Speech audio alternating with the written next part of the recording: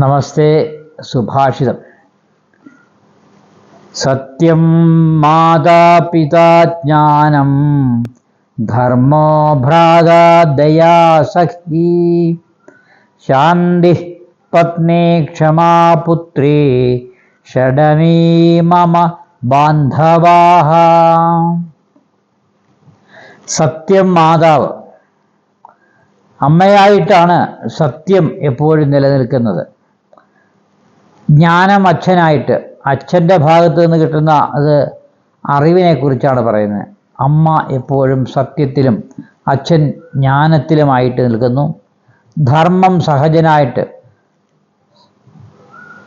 നമ്മുടെ സഹോദരൻ, നമ്മുടെ കൂടെയുള്ള സഹജൻ, സഹവർത്തിക്കുന്ന ആളുകൾ, അവരെയാണ് ധാർമ്മികമായ ചിന്തകളുള്ള അവർ എന്ന് പറയുന്നു. പിന്നെ ദയ, സഖി. സഖി എന്ന് പറഞ്ഞാൽ കൂട്ടുകാരൻ. കൂട്ടുകാരൻ ഭാഗത്താണ് ദയ നമുക്ക് ലഭിക്കേണ്ടത്. അല്ലെ, നമ്മളാണ് കൂട്ടുകാരന് ദയ നൽകേണ്ടത്. അപ്പം ദയയ്ക്ക് എവിടെയാണ് പര്യായം? കൂട്ടുകാരൻ. ശാന്തി, ഭാര്യ.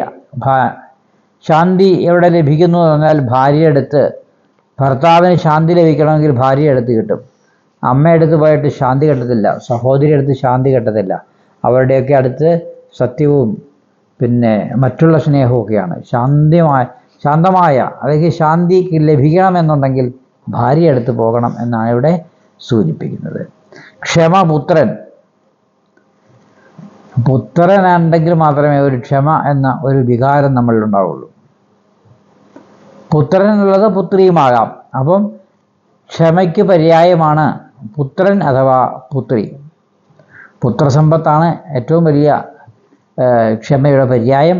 അങ്ങനെ ഇത്തരത്തിലുള്ള 6 ബന്ധുക്കൾ അതോടുകൂടി ഇരിക്കുന്ന ആള് ഉത്തമനാണ് എന്നറിയുക.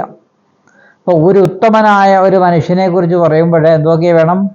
അമ്മയായിട്ട് സത്യമുണ്ടാകണം, അച്ഛനായിരിക്കണം ജ്ഞാനത്തിനായിട്ട് ഇരിക്കേണ്ടത്, ധർമ്മത്തിനായിട്ട് സഹജനം, ദയ സഖിയായിട്ട് ഉണ്ടാവണം, ശാന്തി ഭാര്യയായിരിക്കണം, ക്ഷമ പുത്രനും ആയിട്ട് ഇരിക്കണം. ഇത്രയും കാര്യങ്ങളാണ് ഈ ഒരു സാധാരണ ഒരു മനുഷ്യൻ്റെ, ഉത്തമനായ ഒരു മനുഷ്യൻ്റെ 6 ബന്ധുക്കൾ എന്നിവിടെ സുഭാഷിതം സൂചിപ്പിക്കുകയാണ്. നമസ്തേ.